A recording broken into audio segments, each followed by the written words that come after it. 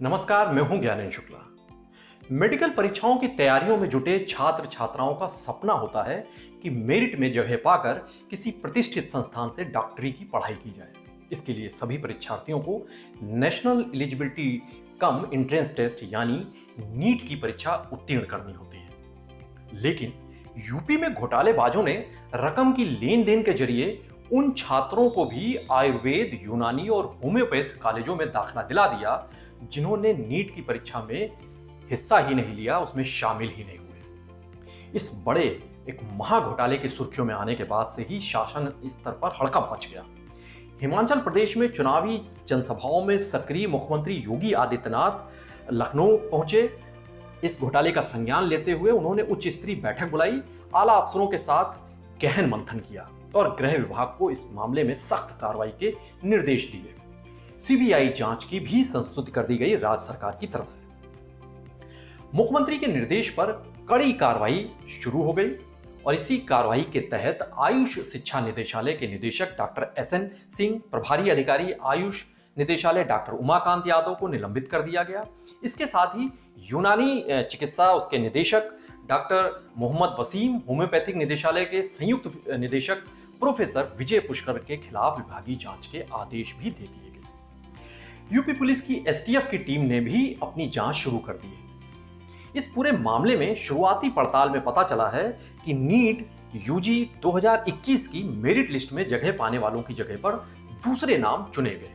इन अपात्र छात्रों को सरकारी और निजी आयुष कॉलेजों में दाखिला दे दिया गया। इसके लिए हर छात्र से लाखों की रकम वसूली गई।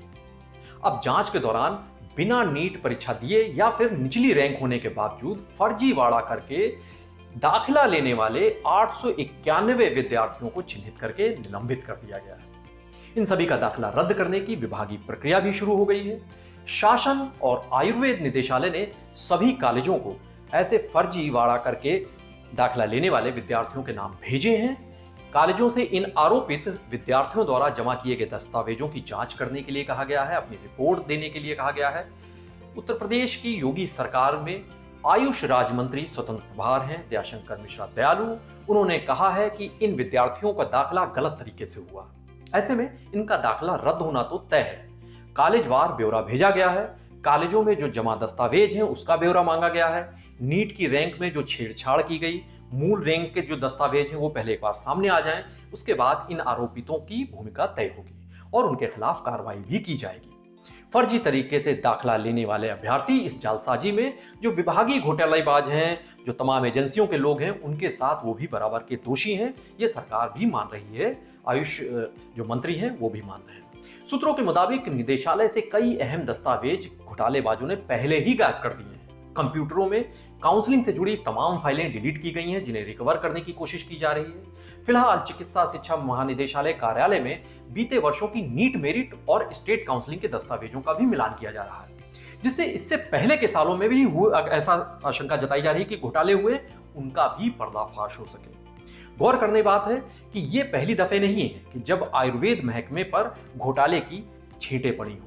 साल 1990 में आयुर्वेद निदेशालय में करोड़ों रुपए का एक ट्रेजरी घोटाला हुआ था, जिसके सिलसिले में तत्कालीन निदेशक आयुर्वेद शिवराज सिंह को जेल जाना पड़ा था। इसके बाद भी धांधली की खबरें सामने आती रहीं, लेकिन कोई मुकम्मल कार्रवाई नहीं हो सकी और नतीजा यह हुआ कि घोटालेबाज पहले से भी ज्यादा बुलंद होते गए और उनके हौसले इतने बढ़ गए कि आखिरकार एडमिशन का एक बड़ा घोटाला अंजाम दे दिया गया। फिलहाल सीबीआई की जो जांच है वो जब तक शुरू होगी तब तक यूपी एसटीएफ की टीम पड़ताल में जुटी हुई है। जो छात्र हैं जिन मेडिकल कॉलेज में बड़ी तादाद में उनका निलंबन हुआ है, आयुष महकमे में हड़कंप मचा हुआ है। मुख्यमंत्री योगी के सख्त रवैये के बाद अब उम्मीद की जा रही है कि पैसों का लेन देन करके अपात्रों को आयुष चिकित्सा की पढ़ाई कराने वाले घोटालेबाजों के चेहरे बेनकाब हो सकेंगे और घोटाले से जुड़े तमाम अफसर और कर्मचारी और वो कॉलेज जहां पर फर्जीवाड़ा करके तमाम विद्यार्थियों ने एडमिशन लिया, वो जिम्मेदार भी सलाखों के पीछे हो सकेंगे। उत्तर प्रदेश की तमाम बड़ी और अहम खबरों के लिए बने रहिए पीटीसी न्यूज यूपी के साथ। नमस्कार।